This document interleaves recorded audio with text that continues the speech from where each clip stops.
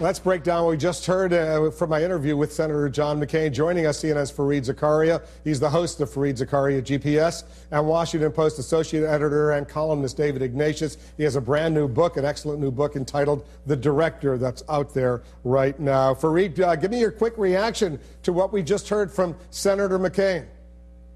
I think Senator McCain was being naive in the extreme. What he wants us to do, what he wants the United States to do, is to be the Air Force for Nouri al-Maliki and his government. Nouri al-Maliki is a Shiite thug, a dictator who has essentially followed a pro-Iranian foreign policy, a pro-Syrian foreign policy. To place the United States in that position where where the United States would be doing his bidding, supporting his cause, the United States would alienate the Sunnis of Iraq and the Sunnis of the region. It would fuel these sectarian fires. And I think it would be highly unlikely that in that scenario, once the Washington did that, and let's say some of the violence stopped and the government was consolidated, that Maliki would then say, oh, I'd now like to do power sharing of the kind that I haven't done for 8 years. Let's remember, the United States has never been able to get him to genuinely share power. The reason he started to do a little bit of it in 2007 and 2008 was not the United States' pressure, it was that his country descended into an all-out civil war. And to stop that, Maliki temporarily agreed to do what Petraeus asked him to. The minute Petraeus left, well before U.S. troops were pulled out, Maliki stopped doing it. This is a hardline Shia thug. The United States would be supporting him and becoming his Air Force. I think this is something that Washington should think very carefully about before it does. And the president is quite right to put the pressure on Maliki to use the leverage he has now and say, your country will explode if you don't agree to do genuine power sharing. What did you think, David, of what we heard from Senator McCain? I agree with much of what Fareed said. I would note that Senator McCain said that he would send General Petraeus and perhaps Ambassador Ryan Crocker to Baghdad to tell Maliki that it's time for him to go, to begin a transition from power. I'd like to hear that from the White House. I think it's important that the United States recognize that Maliki is the architect of this sectarian disaster. The Sunnis will not accept him.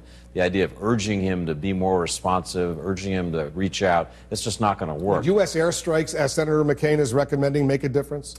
I think the issue in the short run, and I'm sorry that the president has decided to wait some days, the issue in the short run is stopping ISIS, the al-Qaeda offshoot, from taking Baghdad. If the United States doesn't provide assistance, probably in the form of air power, I'm worried that Iran is going to intervene. I don't think Iran... Why has the Iraqi military crumbled the way it has? Because it's poorly led, because Maliki has purged the Iraqi army of its best generals because he didn't trust them. He's put in his own pliant political leaders. I mean, he has done to the Iraqi army what Stalin did to the Red Army before World War II.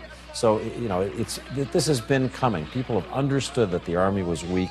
For President Obama to have said today that this was a shock, I mean, I've been hearing about this, as I'm sure Fareed has, for some months. This has been coming.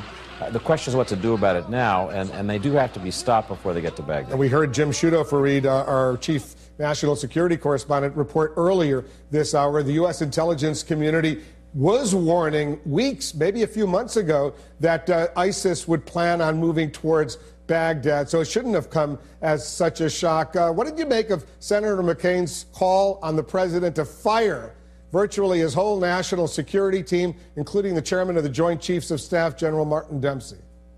Well, I think Dempsey is a somewhat more cautious in terms of the spectrum of intervention, and of course Senator McCain is fairly strongly pro-interventionist, and there what you were seeing was really a policy debate that was being personalized. I think Dempsey is a fine man. It's just that he and McCain disagree on the virtues and efficacy of American intervention. But I think that to underscore the point David was making, this is not really a military problem in the sense that the Iraqi army is, what, 700, 800,000 men? ISIS, to the best we can tell, is 2,000 or 3,000 people. The problem is that because of the sectarian nature of the army, the Sunnis there seem to be fleeing and will refuse to fight. All those people who were laying down their arms, taking off their uniforms, were probably Sunnis who didn't want to fight fellow Sunnis and actually felt a greater bond between them and the insurgents than they did with their often Shiite officers. So, you know, we think of these things in the United States, armies, as non-political, bureaucratic, but this is deeply political. And what happened was a purge of the army, so the army is now no longer functioning. If you could fix some of that, the Iraqi state has massive capacity. They don't need American air power. They need to get their act together. They certainly do. Fareed Zakaria, thanks very much. David Ignatius, thanks to you. Fareed's going to have a lot more on this crisis in Iraq this Sunday on his program, Fareed Zakaria GPS, 10 a.m. Eastern, also 1 p.m. Eastern Sunday, right here on CNN. At the top of the hour, a Situation Room special report on the crisis in Iraq. CNN has reporters inside the country. We'll go there live. Up next, though, Donald Sterling takes off the gloves. The embattled co-owner of the L.A. Clippers hires an army of private investigators. His target, the NBA.